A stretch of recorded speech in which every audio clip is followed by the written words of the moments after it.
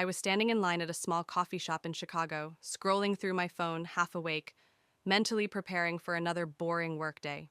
She was in front of me, arguing with the barista, not in a rude way, but in a playful, sarcastic way, about whether oat milk actually tastes like oats or just sadness. Everyone laughed, including me. She turned around, saw me smiling, and said, "Don't judge me. I take my coffee very seriously." That was it. That was the moment. We started talking like we'd known each other forever.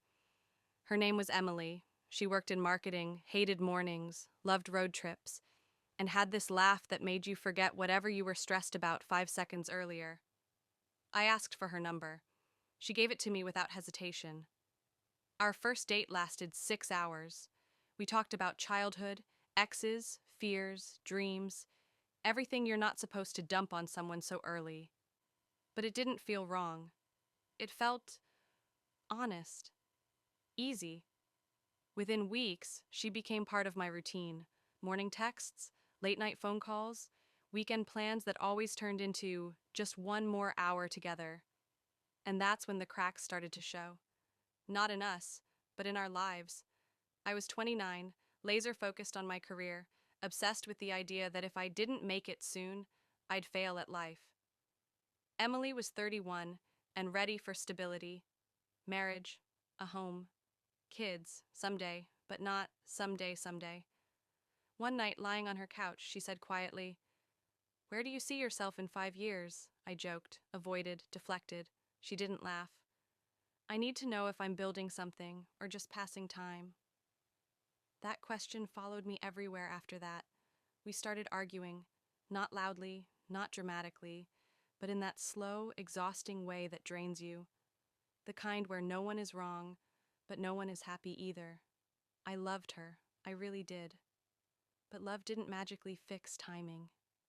The night we broke up, it was raining. Of course it was. Real life loves cliches. We sat in my car, windows fogged up, the radio playing softly. She was crying. I wasn't. And somehow, that made me feel worse. "I don't want to resent you one day," she said, "and I don't want you to feel trapped with me." I nodded, even though every part of me wanted to say, "Let's just try longer." We hugged, too long, the kind of hug that says everything words can't.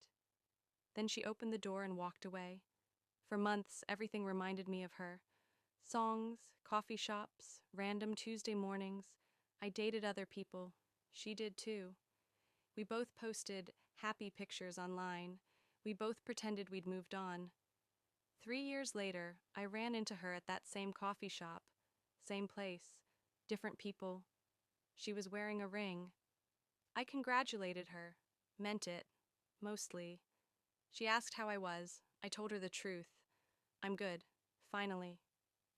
We talked for 5 minutes. That's all. But in those 5 minutes, I realized something important. She wasn't the one who got away.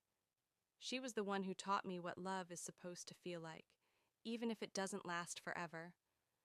Sometimes the right person shows up at the wrong time, and the most loving thing you can do is let them go. I still think about her sometimes. Not with regret, with gratitude. I thought that would be the end of it. A quiet, mature goodbye, closure, the kind people talk about like it's a real thing. It wasn't. A week after that coffee shop encounter, Emily sent me a message, just one sentence. "Do you ever think about how different things could have been?" I stared at my phone for a long time before replying, because the honest answer was every day. We started talking again, carefully, politely, like two people walking on thin ice, pretending we didn't know exactly where the cracks were. She never mentioned her fiancé. I never asked. At first it felt harmless. Two old friends catching up, sharing memories, laughing about inside jokes no one else would ever understand. But nostalgia is dangerous. It makes the past look softer than it really was. One night she called me. Her voice was shaking. "I don't know why I'm calling you," she said. "Yes, you do," I answered. She told me the truth. Her engagement wasn't perfect. He was kind, reliable, safe. but something was missing, and every time she saw me, that missing piece screamed louder.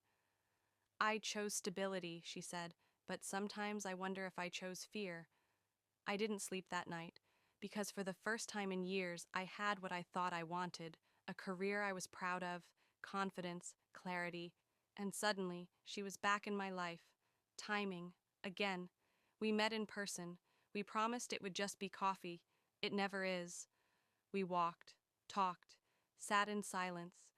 The air between us felt heavy, electric, unfinished. I'm not here to ruin your life, I said. She looked at me and whispered, I know. That's why this is so hard.